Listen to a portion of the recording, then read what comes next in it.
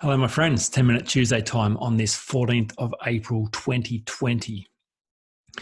Next week, I was due to go to Date with Destiny, Tony Robbins on the Gold Coast. Obviously, that's not happening and will happen again in the near future. But I kind of feel like I've already been to that event by watching I'm Not Your Guru on Netflix. I don't know whether you've seen that. I think it's a remarkable documentary, and I have watched it a number of times, and I laugh and cry. It has a deep impact on me every time. Say what you like about Big Tony, but I think he has made such a valuable contribution to the personal development space in so many ways. The thing that impacts me about that documentary is how he starts and ends it. I don't know if you remember this, if you've seen it, but he gets up on the stage at the start and he beats his chest and he says, "See this guy? I built this mofo. It's like, this is all me. I did this.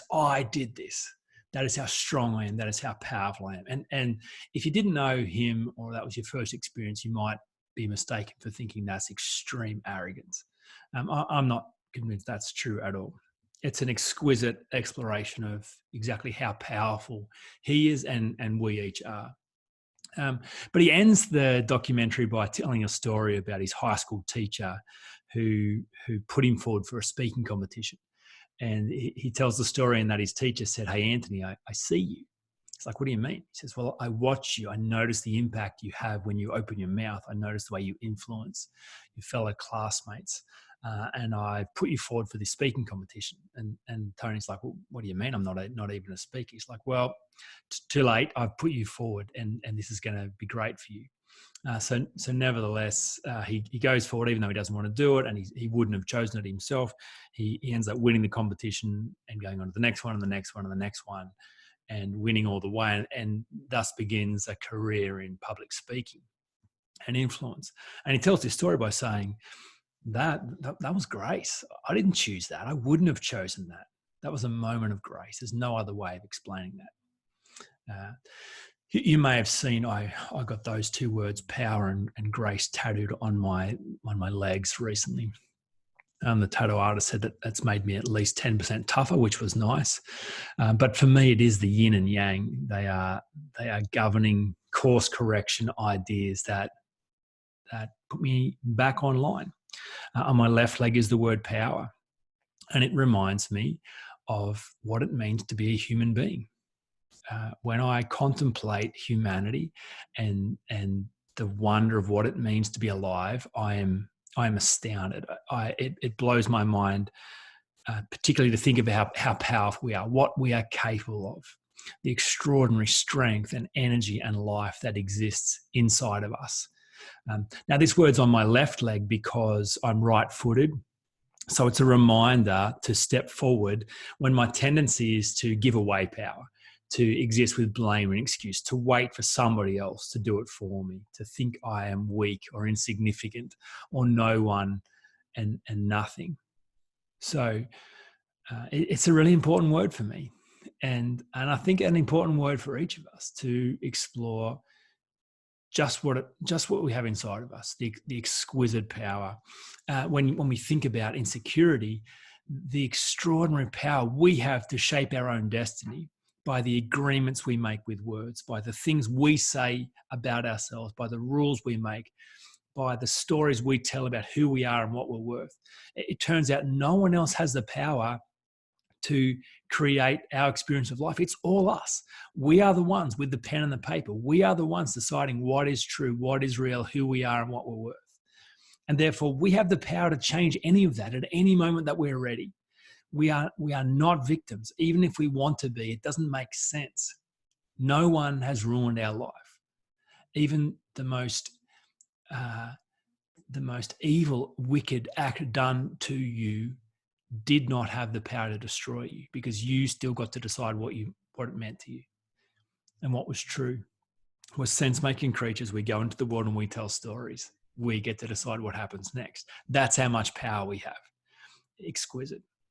On my right leg, however, is the word grace, because just like Tony, there's some stuff that happens that I didn't choose. It wasn't based on my power or how wonderful I am.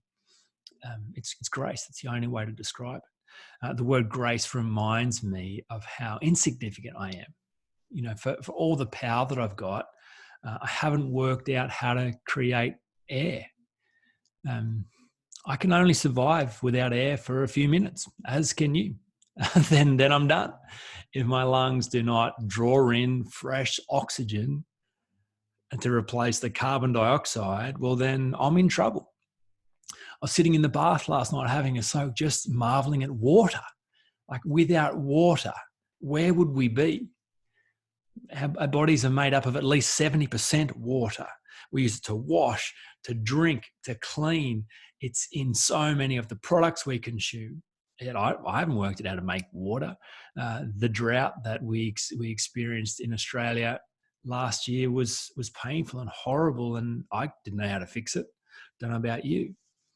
You know, so it turns out that for all the power, I am powerless in so many ways.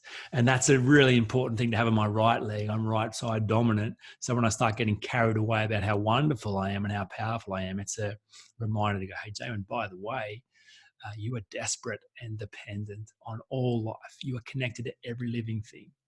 You are nothing and no one. So it reminds me to surrender, to trust, to ask, to be open, to be receptive. It keeps me in line. Now, I think this is extraordinary when it comes to dealing with insecurity, because I obviously am talking to people about solving the insecurity problem all the time. And my observation is insecurity exists largely because people have given away power. They feel impacted by what was said to them and done to them, and that's why they are insecure. That's not true. So to realize how powerful you are is always a beautiful step towards solving insecurity. The interesting thing is, the more you discover about who you really are, the less insecure you become. So the fear is the opposite. The fear is, hang on, if I actually look under the surface and explore who I really am, I'm going to discover inadequacy. That turns out to never, ever be the truth. Not once is that the case. The more you discover who you really are, what you find is power. What you find is exquisite strength, is extraordinary wonder. That's what you discover. But at the same time, you also discover that on one hand, you are incredibly important, and on the other hand, you are insignificant. On one hand, you are special and unique, and on the other hand, you're no one and nothing. So this yin and yang, it just keeps it real. It stops you taking yourself so seriously. It helps you to keep this lightness about the gift of life that you have, and causes you to want to use that gift with all your heart, not to squander it, not to waste it, not to give away power, but not to use power inappropriately. So power and grace becomes an essential element for doing life well, to orient you back to centeredness, back to true humanity, and back to a place of great security. I hope that's useful. I will look forward to talking to you again next week.